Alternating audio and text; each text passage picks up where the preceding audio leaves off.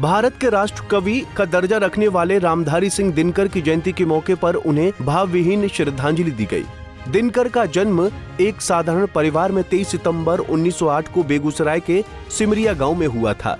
हिंदी साहित्य के महान कवि रामधारी सिंह दिनकर की प्रारंभिक शिक्षा गांव में ही हुई थी। मोकामा घाट हाई स्कूल से उन्होंने मैट्रिक की परीक्षा पास की थी। इसके बाद 1932 में उन्होंने पटना विश्वविद्यालय से इतिहास में बीए ऑनर्स की डिग्री हासिल की थी।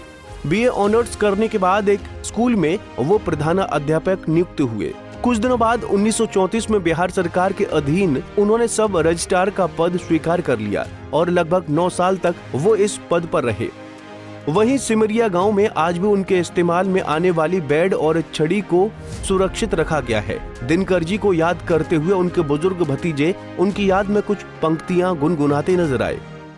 दिनकर जी ने अपनी कविता में की है कि जय हो जग में जले जहाँ भी, नमन पुनीत अनल को, उस नर में भी बसे हमारा नमन, तेज को बल को। एक नेता में भी तो बंधु सुनो, भारत के रेशमी नगर में रहता हूँ, जनता तो चट्टानों की बोझ सहा करती, हम चांदनियों का बोझ किसी भी सहता हूँ। ये दिनकर जी की लिखी हुई भारत का यह रेशमी नगर। वहीं सिमरिया गांव के बुजुर्ग अब भी दिनकर जी के उन दिनों को याद करते हैं जब वो गांव आते थे।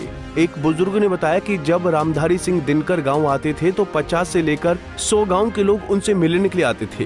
गांव आने पर सभी लोग दिनकर जी से कविता सुनाने का आग्रह करते थे। गांव के लोग दिनकर जी की कविता सुनकर भाव विभोर हो जाते थे। दिनकर जी की वाणी में ऐसा जादू था कि लोग उनकी कविता सुनकर खाना पीना तक भूल जाते थे। बैठे रहते 150 गांव के लोग आवे रहते, उनका घर में बैठे रहते, कुछ कविता विता गांव के लोग कहे रहने कुछ सुना हो तो सुनबे रहती।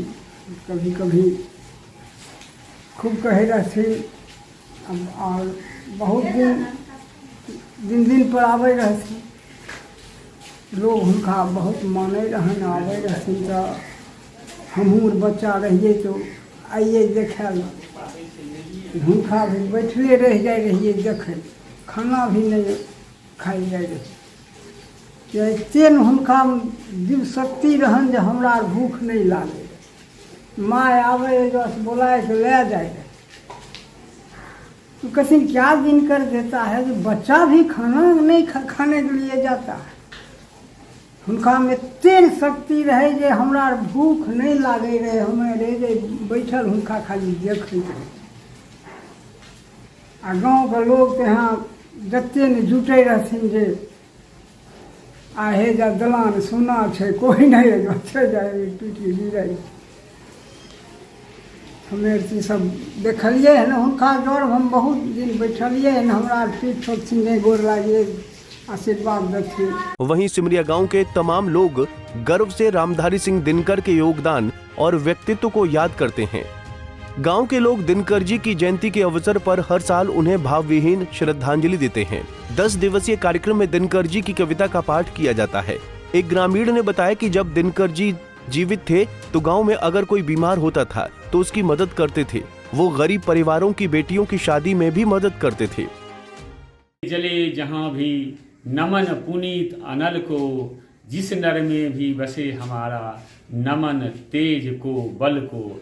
ऐसे ही तेजस्वी राष्ट्रकवि रामधारी सिंह दिनकर के गांव में हम लोग पैदा लिए हैं। हम लोगों का कर्तव्य बनता है कि दिनकर को हर साल याद करते रहें।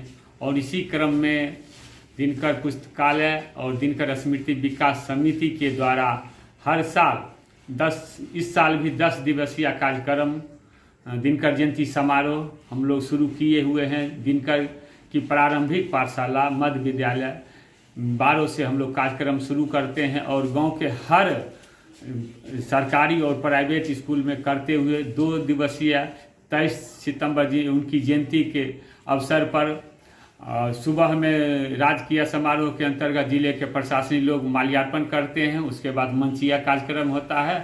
दिनकर जी उतने बड़े साहित्यकार, राज्यसभा सांसद रहते हुए भी जब भी वो गांव आते थे तो ग्रामीण, चाहे वो अपने गांव के रिश्तेदार हों, गोतिया हों या उनके बचपन के साथी हों, सबों को वो खोजते थे।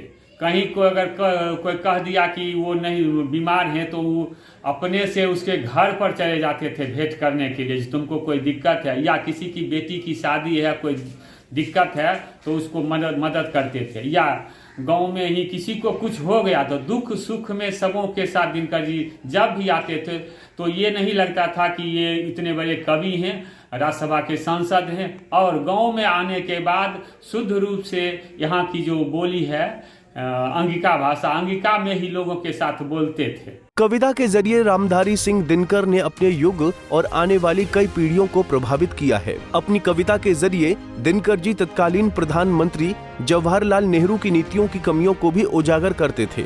दिनकर जी जैसी प्रतिभा युगों में एक बार पैदा होती है।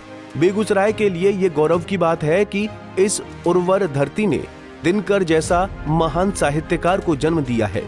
पंजाब केसरी टीवी के लिए बेगूसराय से संतोष प्रसाद की रिपोर्ट।